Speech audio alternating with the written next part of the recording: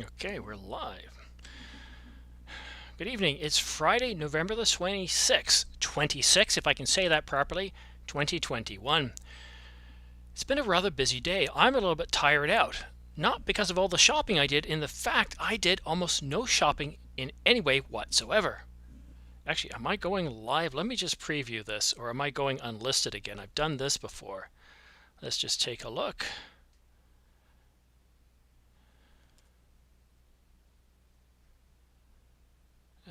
It is public. Okay, good. I wanted to make sure. Now we got one person watching. I've done this before. I've actually gone live, but I've gone to private or unlisted. So as I was saying, my day was completely exhausting because I had so many things planned. It's my first day off, and on your first day off, you rarely ever do anything, let alone sleep in. You're just running around doing lots of things. So I quickly checked. I woke up this morning around 5 o'clock. I checked to see if there was any news, anything groundbreaking that was on sale for Black Friday. And you know what? I didn't really find anything. I didn't find anything that was impressive. I wasn't excited by anything. Hey, One Shot, buddy. Hey, One Shot, let me know if you... Do you want to join me on this 1 hour show? I just started. Let me know if you want. I can bring you online. I just have to send you a link. One Shot, it's been a long time since we've seen each other. And he's actually been very successful at winning prizes on this channel. Yep, thank you. I appreciate that, Marlo. There's a little bit of a delay. But I want to talk about a couple of things. But if you guys have any questions at all regarding the channel, regarding any rumors, regarding Black Friday, anything whatsoever, go ahead and drop it in the comment section down below. So I'm going to be more or less ad-libbing this. I've got a few friends out there, and if they decide to join in, then we'll have a little bit of dialogue between us all. I didn't shop either. Yeah, you know what? I had a few things that I was looking at pulling the trigger on today. Not the R3, although that does ship. That's kind of a big deal. A lot of people are going to be getting the R3 early next week. I was looking at picking up another Manfrotto tripod. I picked up the 504X with aluminum tripod last year, and I got to tell you, it's heavy, but I love it. And I thought, well, let's get another one for the channel, because that's what I'm using here right now. And the one I have upstairs, yeah, it's upstairs. It's not a very good one. It doesn't give me that panning and tilting. It's really designed for stills photographers. And so I was hoping to find a really good one. Jesse, welcome, buddy. Why would they do sales when they can't get enough? Well, they are doing sales. What's happening is instead of waiting till Black Friday like they've been doing for many, many years, they're starting to spread it out and different things are going on sale. Like, I don't know, Jesse, if you caught my comment on Sunday, but Angelbird went up to 36% off their CF Express cards. That was kind of a big deal. We're seeing sales on storage. They're just not exciting sales, and I don't know where they're getting the product from. I don't know what's going on with their supply chains. I really don't worry about that too much. But I did want to get a tripod, and I didn't see a lot of great sales. I saw some, so I decided to keep my money. Same thing with SSDs. I didn't see anything I wanted to get for the computer, so I kept my money. And the RF 16mm, I decided to keep my money there too. I thought I'll wait for that to go on sale. So kind of a big yawn day, although, you know, I kind of got a lot of my Christmas shopping out of the way already. But I was expecting to get at least something for the channel, and I ended up getting nothing. So let's take a look at some more of the conversations here. The delay is normal, and it's worse on YouTube than Twitch. Yeah, I might have some control over it. I'm not really too worried about that. I guess part of the reason I do this is not because I'm trying to raise extra revenue. I really don't care. The streaming, anybody will tell you that you don't make money off streaming. But it's a way for me to kind of relax and get out there and talk to you guys when, you know, live one-on-one instead of the, you know, back and forth comments that we do. So I really do enjoy that. Oh, here's a question. Conversation of the Sinners, welcome back again. You joined me for my earlier show. Do you still like the R5, specifically with the new update coming? Yeah, I do.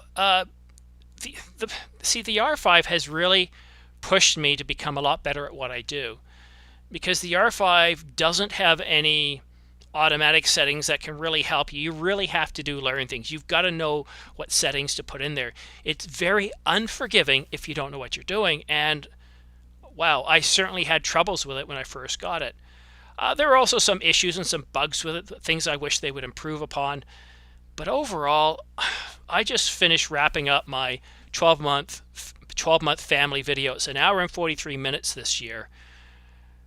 First several months were shot in Canon Log 1 and the rest was shot in Canon Log 3, and I can really notice a huge difference. I can see how good it looks. That 4K HQ, that detailed 4K mode, the 8K oversample 4K, looks gorgeous. I really love that level of detail. So I've learned to use it a bit better. There really isn't any perfect camera, I'll be honest with you. I wish I had a bigger channel where I could afford to have every major camera that comes out. I love the Sony. I love the Sony a7S III and the Alpha 1.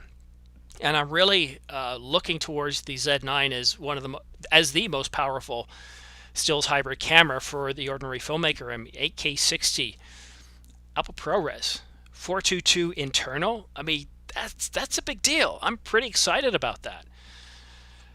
Right now, when I record with the Ninja 5, it's all Apple ProRes 422, so I don't have to do that. But when I'm out shooting my family stuff, run and gun, it's all in camera, so I then have to transcode it to Apple ProRes 422. So I do like it, but yeah, it's not the easiest camera to learn. I don't want to blame Canon for that, because let's face it, before I bought the R5, I was shooting with the Canon 70D, which is a hobbyist camera, where it can be very, very forgiving. You've got all those, shoot in night mode, portrait mode, landscape mode, and you know what? A lot of times I would just use those because, I don't have to go to manual and try to remember things and figure it out. It's just, I'm busy, pick up the camera, set the right mode, shoot, and most of the times it turned out quite well.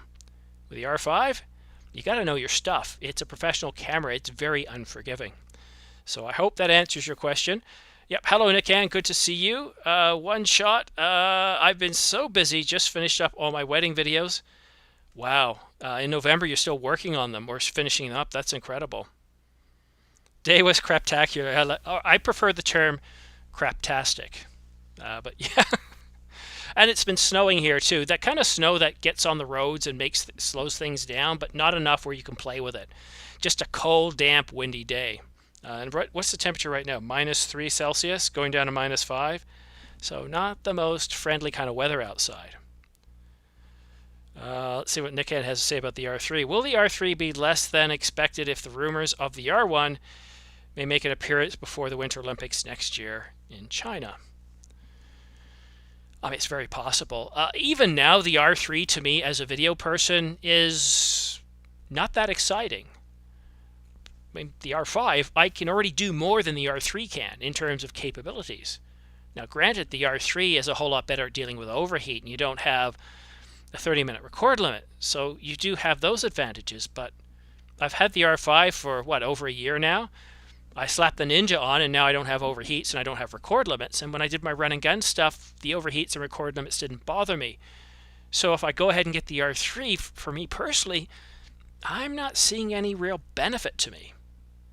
So the R5 for me is perfect for now, for sure. So I don't know. And the R3 definitely isn't exciting. I've done a lot of polls, and I know they're not scientific, but they still are looking at the people who visit this channel. And whenever I do a poll of what professional level camera you're looking at getting, the R3 is usually right at the bottom of the list. People are saying, yes, the Nikon Z9, yes, the R1 when it comes out in whatever form it is, the Alpha 1, but the R3 just doesn't seem to be getting the same level of excitement as all the other flagship mirrorless cameras, and that's because everybody knows it's the R3, it's not the R1, and the R1 will be better. And the Nikon Z9 is really showing what the R1 could be. I mean, if the R1 just does what the Nikon Z9 does, but gives us 30 frames per second, I think it's going to make Canon owners of the 1DX Mark III or even the R3 go, wow, this is my next camera. Question is, would it be enough to get you to buy the R1? Are you willing to wait? We don't know. I mean, the rumors in the last couple of years have been terrible. Very little seems to be leaking out other than what they want to leak out. So we don't know when it's coming. I mean, the Olympics, it makes sense to get something out before then. But if I was Canon right now, and I'm not, but if I was, I'd be making sure nothing gets leaked out because I want to move the R3. I'm producing R3 bodies. And somebody was telling me in Texas, they were talking to a couple of camera stores.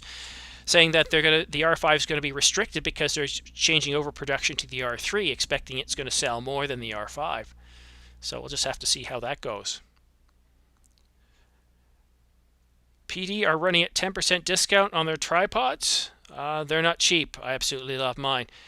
Yeah, there are some discounts out there. They're not overly great. Like I said, last year I bought the Manfrotto 504X with the fluid head. It's a video tripod. It's really, really awesome, especially when I'm doing the Astro stuff, because I can have it up to where I can look upwards into the viewfinder. And I'm 6'1" or 6'1". I can look straight up into the viewfinder, tilt it up, and it's absolutely terrific. It's very tall, it's very strong, very sturdy, and I got it for $300 off.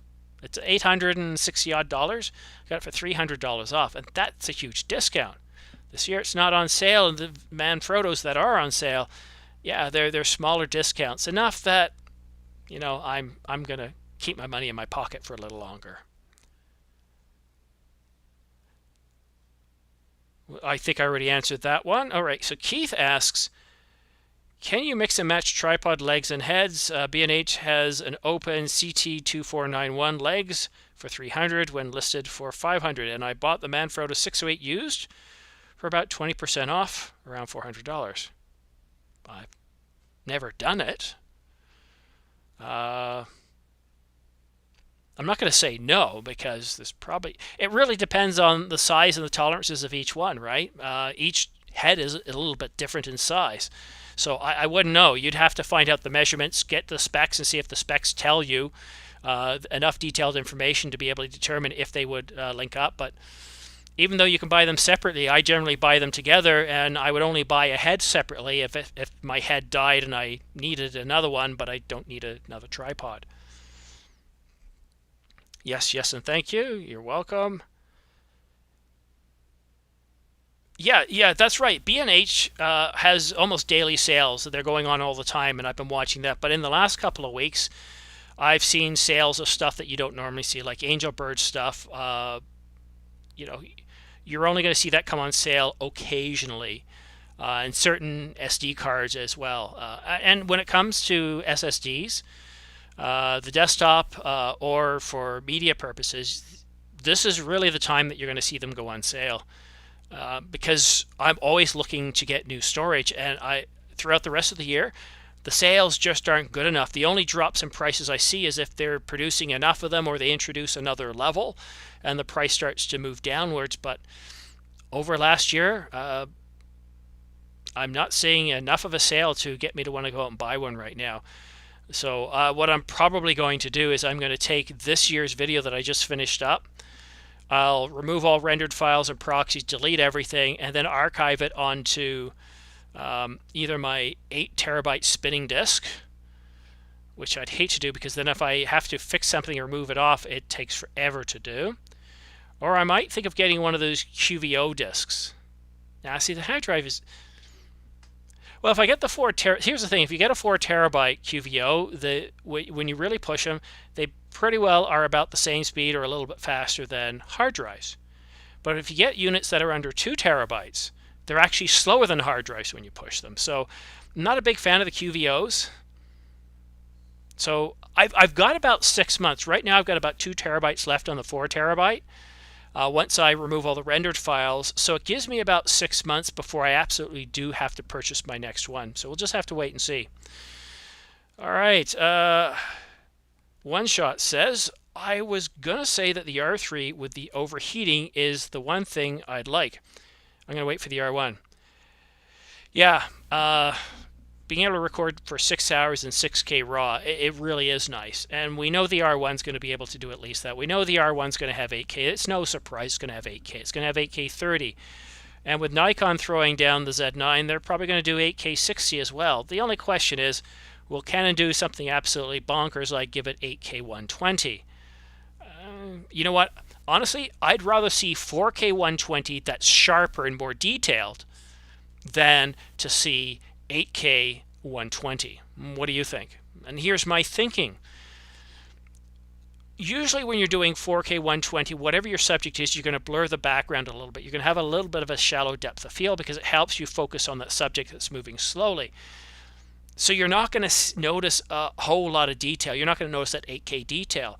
But where I would like to see the extra detail is on the subject, and that looks a little bit soft in 4K 120 with a Canon R5. And I'd like to find out from those of you that have bought the Nikon Z9s, what is 4K 120 like? How soft is it? Is it sharper than the R5? That's something I would really like to know, because specs don't tell you a whole lot. 4K 120, that's great, but how detailed is it? What's the color like? You know, all that sort of stuff that really tells us, wow, that 4K looks really good, that 4K 120.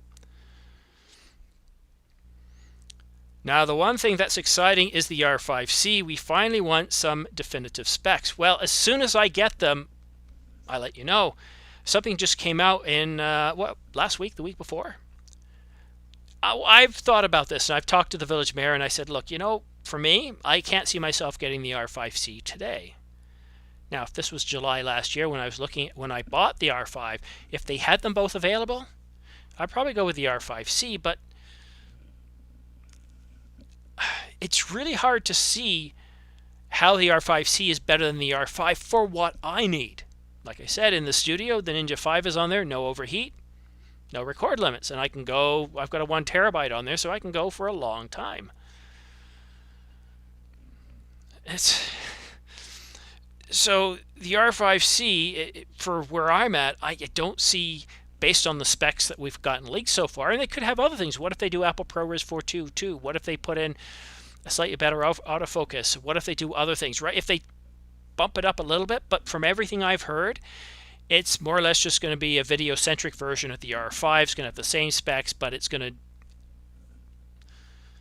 So here's the funny thing. You look at the R3, and it can do 6K RAW for 6 hours without overheating.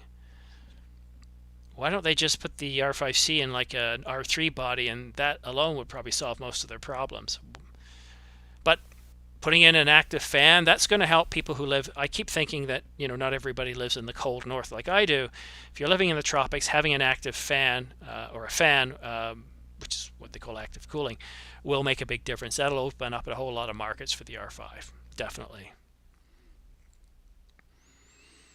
All right, so I got a lot of comments here, and I'm going to break away from the comments for a little bit right now. One thing I want to talk about too is what we could possibly see coming in 2022. Wow, 2022.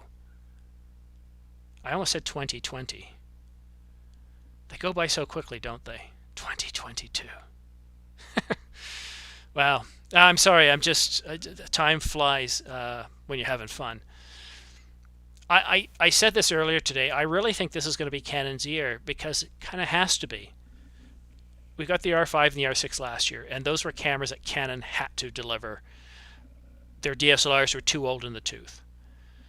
We got the R3 this year, which is nice, but it's not too terribly exciting, not like what the R1 will be. And so, yes, we expect to get some news, some traffic on the R1 next year.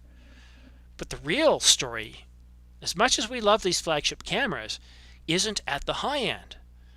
It's that very critical level where people sort of move away from smartphones into cameras because they like the better quality, they like low light performance. It's that entry level full frame up to the R6, and right now Canon's got a huge gap. They do have the EFM mount with the M6 and the M5, and I'm not a big fan of that system. I know it's popular in many parts of the world, but it's a dead end. You cannot take lenses you buy for that system and bring them over to the RF system, unless, of course, you just buy EF lenses and mount them using the adapter onto your EF camera. There's a lot of rumors saying that, yes, we are getting APS-C cameras that are going to come, or APS-C bodies, on the RF mount. High end, but once you come out with a high end, you're going to have all of them come out, because then Canon just has a single mount. They don't have to worry about producing multiple mounts. They can keep costs down. And then what they do is they just produce focal ranges within that mount that's designed for APS-C customers. We were supposed to get 3 cameras, and there's been various rumors throughout the year. We were supposed to get some by now, at least one. That was changed, and now it's supposed to be in the first half of 2020. So There's a lot of holes in Canon's lineup right now. There's a lot of question as to whether will it be a 100D. Well, there's already a 100D, but you know what I mean, a follow-up to the 90D as a DSLR. No, Canon's done with DSLR. So there's a lot of holes in Canon's lineup, so there's a lot of opportunity to see cameras next year, cinema, as well as hobbyist, entry-level, and professional. And what about that high megapixel camera, too? Nikon also has an opportunity as well. So what's missing in Nikon's lineup? We got some good cameras. We got the Z5, the Z6, the Z7, and now captain of the ship, the Z9. But there's a hole there, and that's the R5. Now I did say that on purpose. It's basically Nikon's equivalent, the R5, the Z8. We know a Z8 is coming. Nikon and Canon are very similar in how they put cameras into the marketplace, and there's a definite hole between the Z6 and 7 and the Z9, and that's going to be a Z8. It's going to be priced right around similar to the R5, and it's probably going to be similarly equipped in terms of specs, and that will have Nikon having a very good lineup all the way from the Z5 all the way up to Z9, with much more holes filled than Canon. And of course, there's Panasonic. You know what's supposed to be coming, right?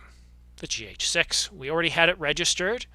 So once it's registered, once we get wind that it's registered, we're no more than 3 months away. Nothing's going to happen in November. November's over, essentially.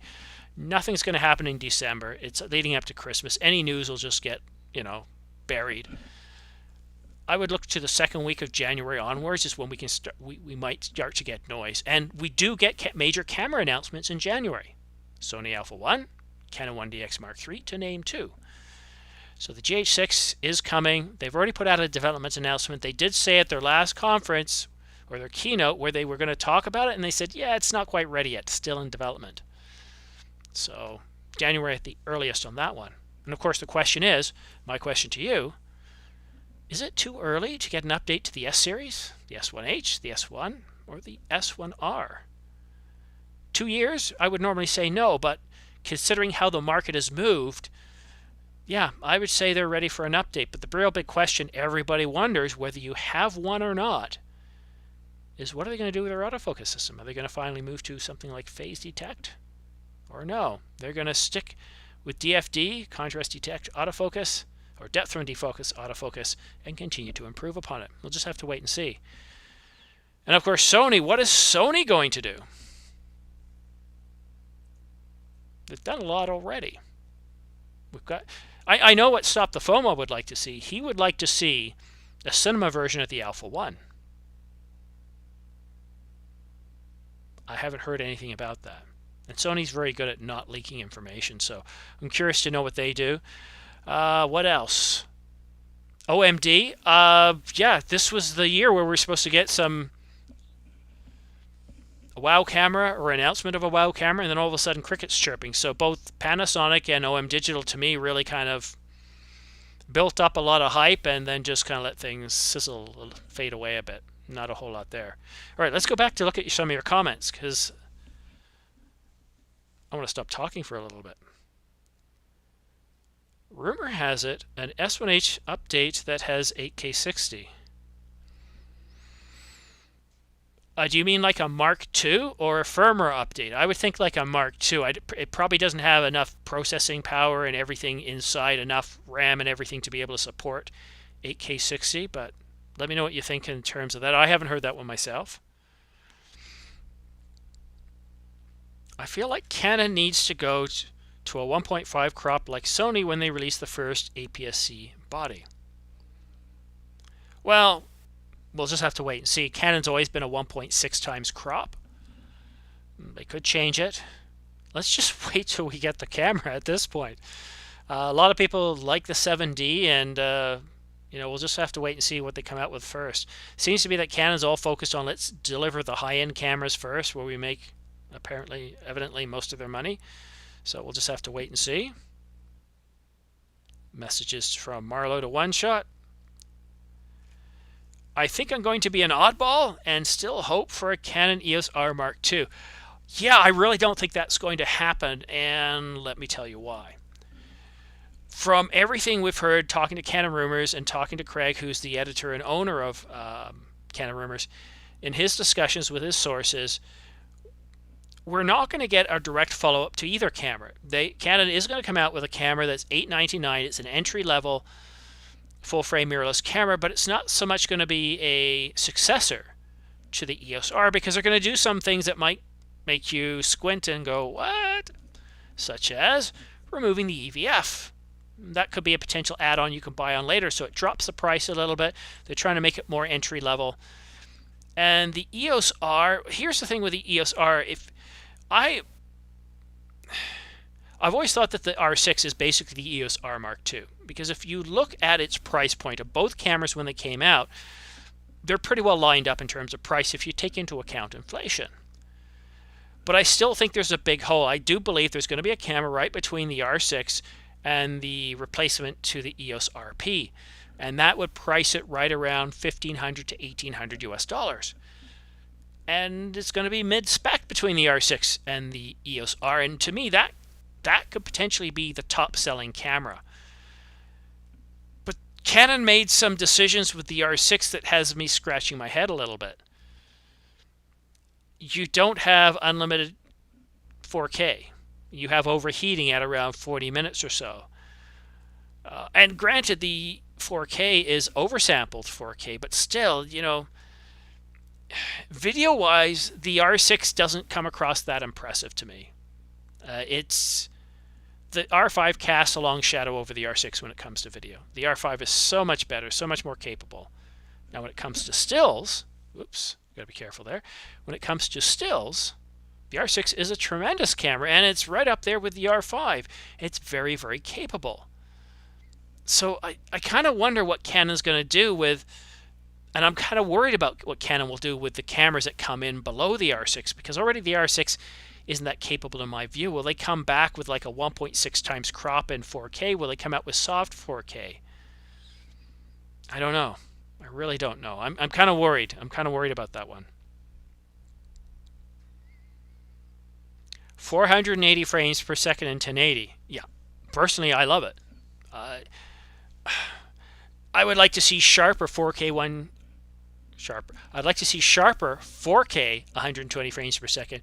And yes, let's bump up the number of frames in 1080 as well.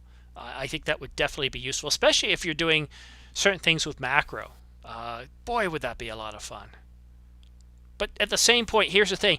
If they give us 240 or 480, but it's very soft, it won't look that good, because when you're shooting, let's say doing macro, for example, because I did some slow motion of bees moving around, the problem is you notice that softness. So it's got to be detailed. There's no sense in just throwing out higher frame rates if they can't make it sharp, they can't make it detailed. I think that's really important, and that actually is tough to do. But video cameras can do it, so why not, right? All right, boy, you guys are throwing out a lot of comments here. How many people are watching? 24, so not bad for a Friday night.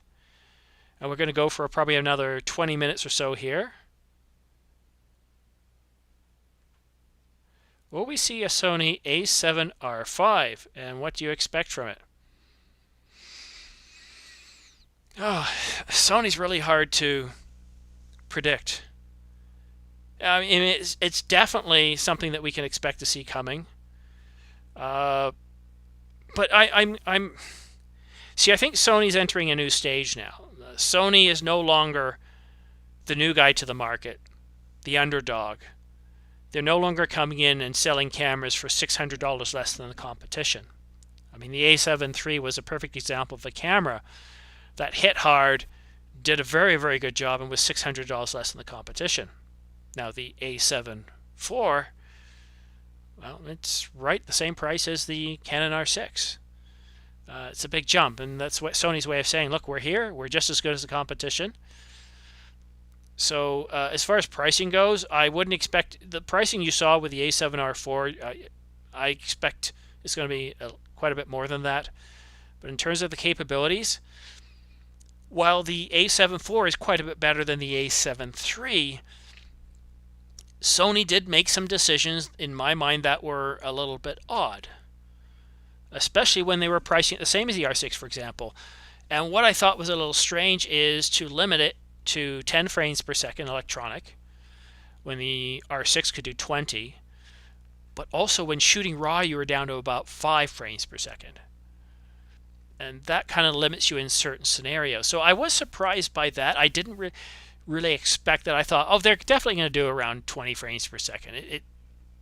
I kind of figured that was going to happen, but they didn't. So that was a little bit surprising. And the rolling shutter still wasn't the best. So I don't know. I don't know if Sony's running their decisions a bit more by committee, but I was a little bit surprised by that. And hopefully the A7R5 will be, they won't compromise certain areas that, to me, because these are still stills cameras. 10 frames per second and 5 frames per second RAW, to me, was just, I was surprised. I was really surprised. Why has Sony used Type A cards instead of Type B for its Pro body mirrorless cameras? I think this goes back to Sony believing that mirrorless should be small, compact, light, easy to move around. Sony really likes going small. I personally don't. I have big hands. I like a big body. I like to be able to easily just hold it like this without my fingers just kind of, not feeling right. And one thing I do when I try out a new camera, I always put my hands on it. And I prefer a bigger body. It just feels better. But by going to a smaller body to be able to do dual cards, CF Express Type A is just a little bit smaller, and that gives them extra millimeters to play around. And let's see, do I have, well, I don't have any Type A's here. Let's see, Type B. They're definitely thicker, and they're a little bit bigger, so that makes a difference. I wish they were using Type B, because when I got the A7S III in here, it was frustrating. I had to go out and get some V90 cards because I wasn't going to buy Type A's because I was going to give it back in a few weeks. And Type B, it's so much more common. There, you can get huge size, like you can get 2 terabyte CF Express Type B's. You can get 1 terabyte. You can get, and the pricing for them is so much more affordable. And they're faster. They're about twice, theoretically they're twice as fast, but in effect, they are twice as fast. And that really makes a huge difference when you're doing a lot of video like I am.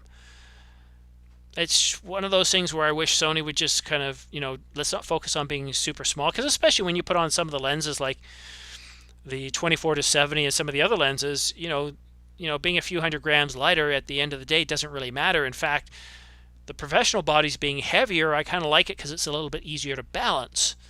And that weight helps you stabilize as well when you're shooting video. So, yeah. Let's see, Canon needs to open up the RF mount. Yeah, they might. Well, we feel they need to, but I think Canon's quite happy with the way it is right now, because guess what? They're getting a lot of sales. But even with it not opened up. So we've got TT Artisan. This is an RF mount lens. We've got Viltrox. This is an 85mm f1.8 RF lens, and it's a prime. That's a Canon. We've got Yongno, and a few others. These are all Chinese companies. The Chinese are getting very aggressive with all the different lenses that they're supporting. So I know what you're looking for. You're looking for stuff from Sigma and Tamron. It's not hard to do. We've got tons of companies that are developing lenses. The only potential issue you have, if a firmware update comes or something, it can break compatibility. This has happened before, and that can be a little bit frustrating. So, going to NCAA basketball games. What camera should I buy? What are you doing? Are you shooting stills? Are you shooting video? What outcomes do you want? Do you want detailed video? How long are you going to be shooting for? Are you going to be shooting the entire game, or just shooting clips? I need more information. That's not enough to say which camera to get. So give me more information. A conversation between Keith and Nikan. Imagine the R1 with 2 CF Express card slots. I'd love that. Yeah. Do you remember back one shot when I was looking at getting the R5 and I thought, I'm not a big fan of CF Express cards? And a few people jumped on me. And I said, well, it's just cost. I'm a hobbyist. Well, now I've been doing this for a couple of years, and I really do wish the R5 had dual CF Express card slots. They are powerful. They are very fast. Makes a huge difference. You'd be amazed. You get a camera with 20 frames per second that can do 4K video, 8K video. It doesn't take long to, every time I shoot, I'm talking about tens and tens of gigabytes. It's not uncommon for any video that I end up producing. The files can be 300 gigabytes. So it's just amazing the amount of content that's produced. So speed is very, very important from the editing, from the cards, from processing within camera. That makes a big difference too, because faster processor means more detail, less softness, the ability to be able to shoot faster, and that 20 frames per second in RAW and JPEG. So I'm outputting 2 files and video, and at the end of the day you come back, it can sometimes take a long time to sort through all the content, and having a faster card, having 2 cards, is pretty powerful. Yeah, indeed. All right, I'm going to go about another 10 minutes, guys, and I'm going to wrap it up. It has been a very, very interesting day in terms of the lack of big announcements. I was expecting some Xbox Series X's to be in stock, but turned out not to be. This was the day, if they weren't in stock, I was going to use the financing option to get them, because Microsoft supports financing. Basically, you buy the Xbox, 2 years of Game Pass, and they'll do 0% APR. For some odd reason, they don't give you the option of paying it outright. So, but because they have to do that credit check, the bots, they can't grab them. So there's still plenty of stock if you want to do that option. I think Sigma is waiting until the perfect Canon. Okay, I should read down here. I don't have my glasses with me. I think Sigma is waiting until they perfect Canon's autofocus. I think they're going to come out with a 3-lens set like when they released for the EF-M mount. Well, they might. They definitely might. Are there any good deals for camera gear? Yes, there's some great deals for camera gear. The A7 R3, $300 to $500 off. The A7 III, the A7 R4, I believe, or 3, I can't remember which one, is about $800 off. On B&H, you're going to see a lot of great deals, but it's mostly going to be on older stuff. Any new camera that came out this year? Yeah, no sales. Any new lenses that came out this year? No sales. A lot of times, this time of year, Black Friday, it's a good opportunity for businesses to clear out a lot of old inventory. A lot of times you're not going to see new stuff. If you're looking for new stuff, you're not going to see sales. You might see the odd RF lens where they might knock $50 off, same with Sony with the FE.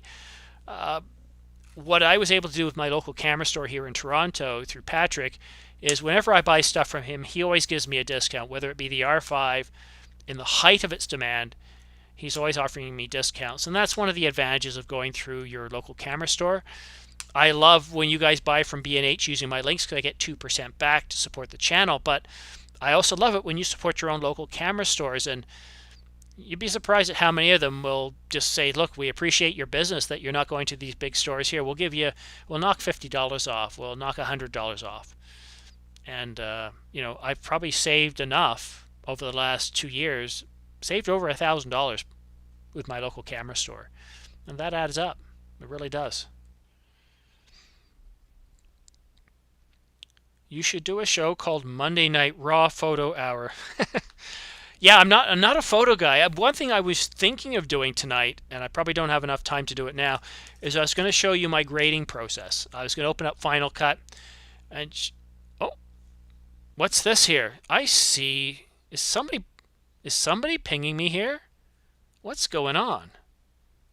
That's weird. I heard some. Did you guys hear my phone ring? Did you guys hear my phone ring?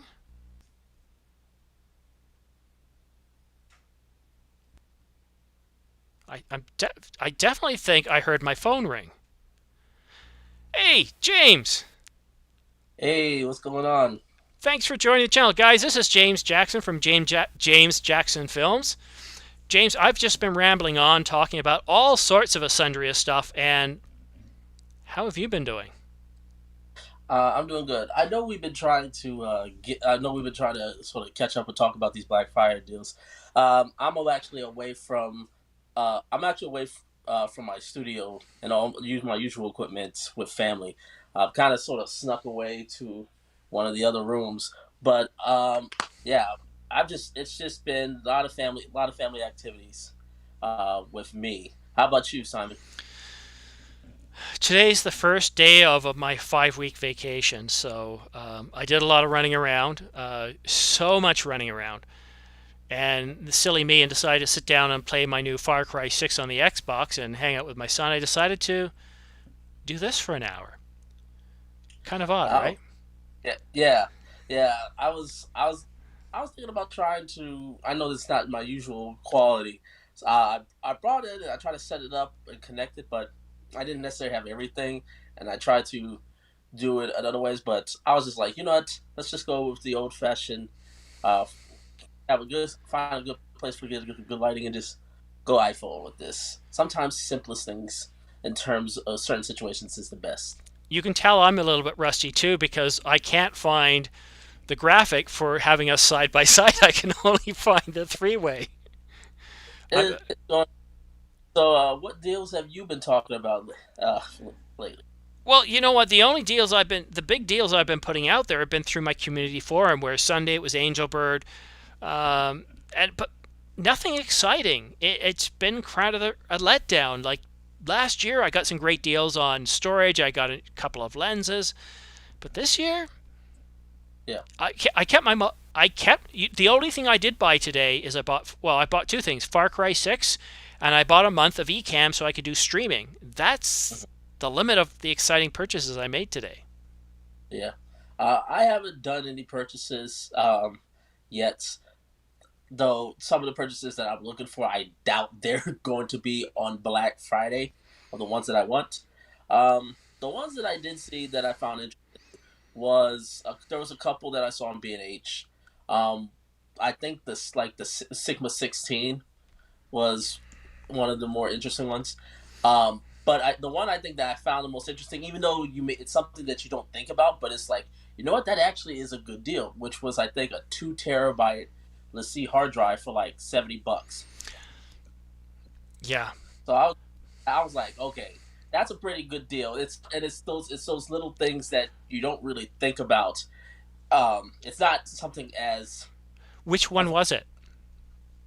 um it was the orange. Let's see. I think it was the orange. Let's see, portable hard drive. Oh, so it's a Um, hard disk, not an SSD. yeah, it was a hard Yeah. disk. 2 terabytes. I wish it was a six SSD for 60 bucks, $70. Well, we did have a couple of 1 terabyte SSDs for $84. Still, it's not 2 terabytes, but and I really don't recommend if you're going to do any sort of video editing on these things. I really don't recommend people get less than 1 terabyte because the amount of terabytes written really Mm, falls off the cliff, and you won't get much use out of it. yeah, no, I was like the only way I would sacrifice the space of an SSD. If I'm not going to get an SSD, I'm at least going to get hard space. Like I actually bought I think it's Western Digital. It may not be Western Digital, but I know it's a gaming HDD.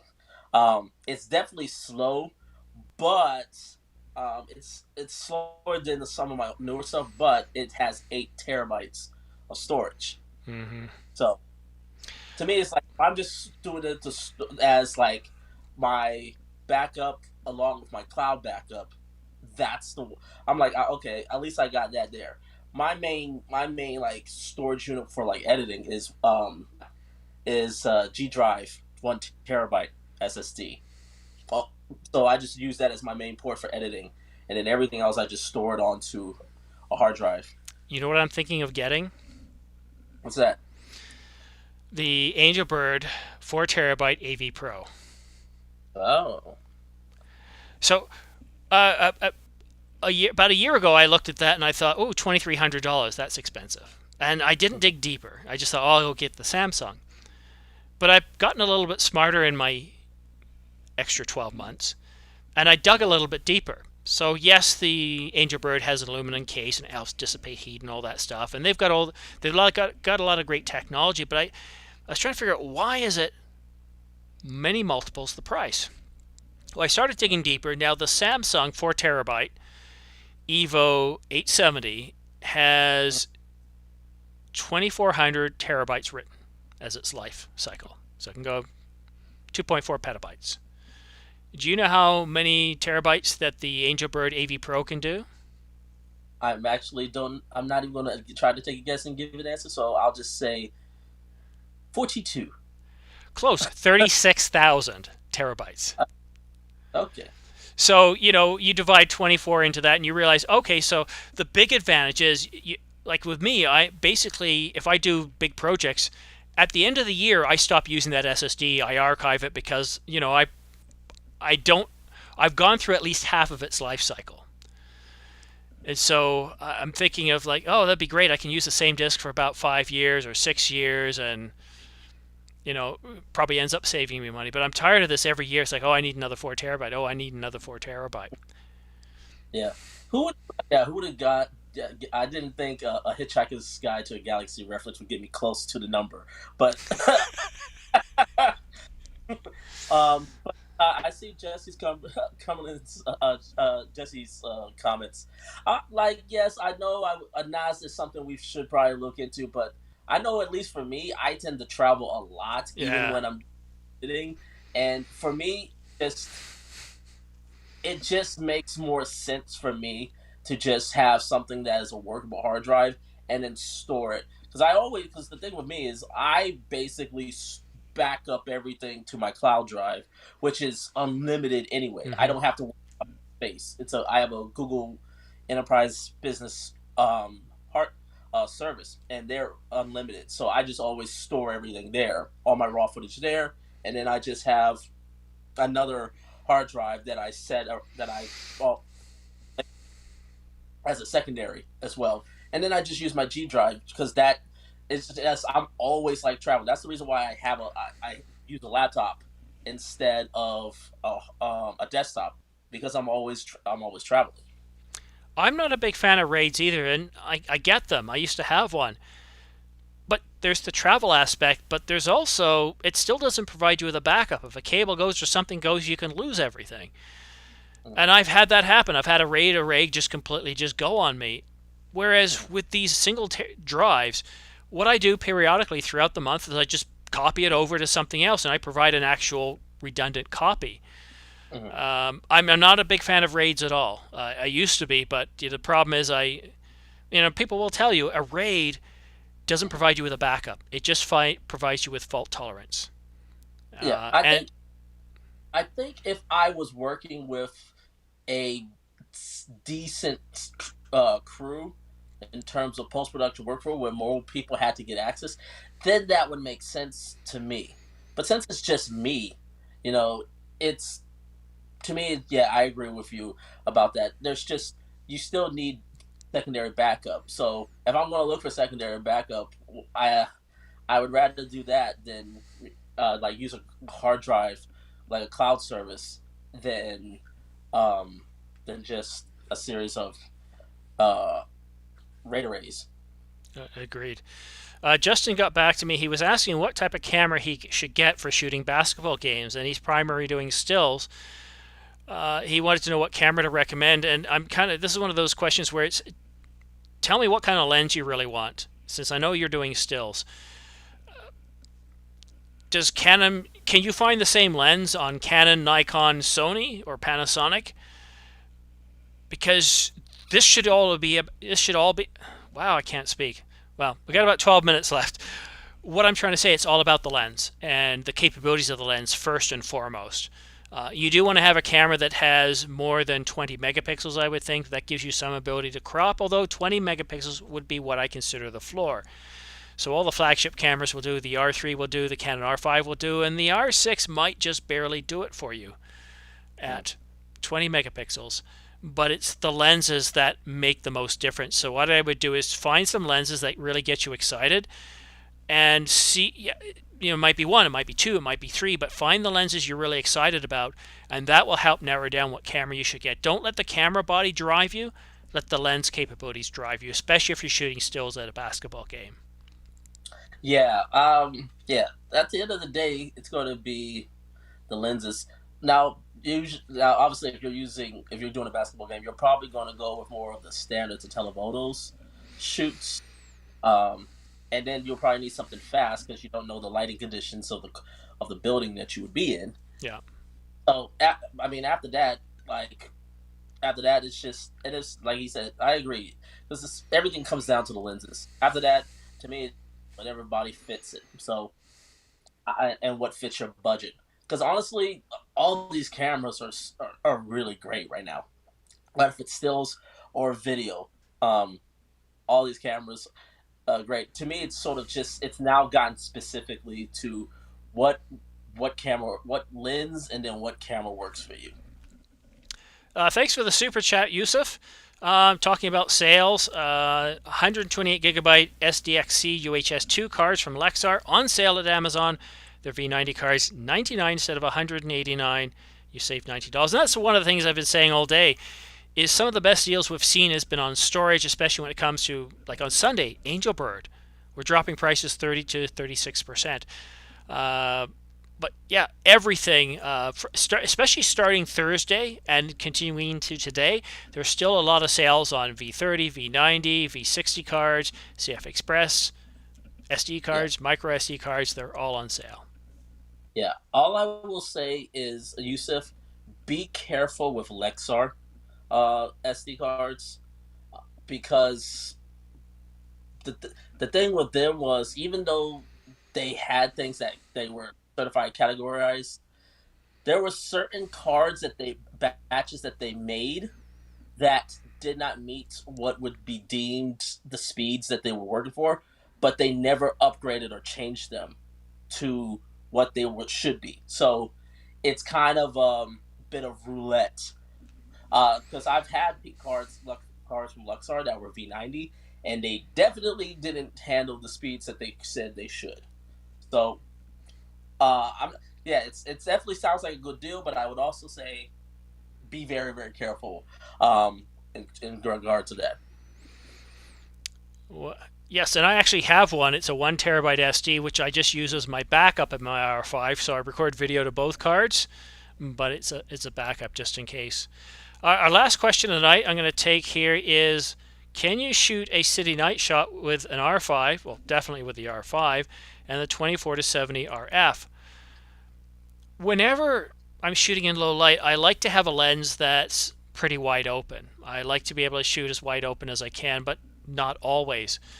When I shoot fireworks, I shoot at f1.2. When I'm doing astro, again, you want to be able to shoot wide. So it depends on the effect and the look you're trying to get, but you really do want a lens that's going to be wide open for you. You want to get like f1.2, 1.8, f2.8, whatever it is, the widest you can get on that focal length. That's probably what you're going to be happy with. James? I mean, it's definitely possible because I shot a lot of things at night with just the 24 to 105 f4. Mm-hmm. And that's video. The latitude, if you especially if you shoot in the oversample mode, it's actually light. Um, Personally, another thing, there's a little hack you can do, which is you can shoot in the crop mode, and you'll be wondering, but I want the full frame. Hang on, shoot in the crop mode. Get get the Canon Speed Focal Reducer, the 0.71 focal reducer. You get your full frame back, and get something like a 24 to 70 f 2.8, and now it's that you get it to an f2, so you get that extra stop of light. And if you're one of those people that are ever concerned about overheating, I don't think you are. But in the event you're concerned about overheating when you're going from photos to video, you don't have to worry because the crop mode in 4K there's no overheating. So you get the full frame, you get an additional stop of light, and you don't have to worry about overheating in the regular 4K mode. Now 4K 60, there's still a little bit, but outside of that, no. Thank you very much. Now, guys, we're going to sign off here very shortly. Now, one thing I've noticed, James, since I started filming this, it's kind of bothering me just a little bit, is I had myself framed perfectly before I shot, and it looks like the camera's either just shot up a little bit or something in eCam or something somewhere has shifted me to where I look like I'm all crunched down now. And that's happened twice here today. Now, when I shoot for the channel normally and I just shoot into the Ninja, when I start shooting, that never happens. So I think it's something to do with software, because I'm seeing all the space difference between me and it's this much here. It's huge. Question your head, question your head. Anybody who remembers that, you're probably Canadian. Anyhow, James, thank you so much for joining me, my friend. I No love problem. doing the live streaming, but it's just you get home, you pick up your son, then you have to you have to help him with the sentences, his reading and writing. Then you do dinner, then you do the cleanup, and they take forever to do the cleanup because I let him do cleanup. Then we do some other homework, and then if he's done by 7 and he's had a good day, I let him play some Halo. But it's just there's no time. Yeah, yeah. I know. I totally get it. And I know when I first came on, there was a couple people that came on, and thank you guys for like. I appreciate this. I know you guys miss a lot of the C70 talks on my channel. Yeah, just like Simon, it's just a lot of real life has happened, but also it was just a lot of work, a lot of work work life happened, and sometimes it just gets exhausting to try to cover everything. But I know I want to always give me, especially you, Simon. We want to make sure you guys get the information that you need for anything film Yeah. or photography gear related. So expect more to come. Uh, I miss you guys as well. Yeah, thanks a lot, guys. And what I might try to do is over my break here is do a few more tutorials, even though they don't get many views. I think they're very, very helpful, even if just a few hundred people look at them. I've learned an awful lot of lessons. I don't know about you, James, but when it comes to taking log footage, Canon log, and put it into the camera, when you first bring it in, you don't know what to do with it. You download all of these free LUT profiles, you apply them, and go like, that looks terrible, Mhm. right? And what I've learned is the LUTs that work the best are the LUTs where you can adjust the exposure by plus or minus 2 stops. And I was shooting with this lens on the weekend for a review, and it was a bright sunny day, so I was capped at f16. F16 on a sunny day, that spells trouble, right? I applied the LUT. It was a neutral level, so it wasn't plus or minus anything, and it was completely blown out. Then I went in and I adjusted it by 2 stops using the LUT. Everything was perfect. It looked brilliant, and that's actually the video of that big house you see in that video of this lens review. Yeah, no, that's why. For those of you that know my channel, you know I basically make all my own LUTs. Because every time I would get a LUT, it was like it's something.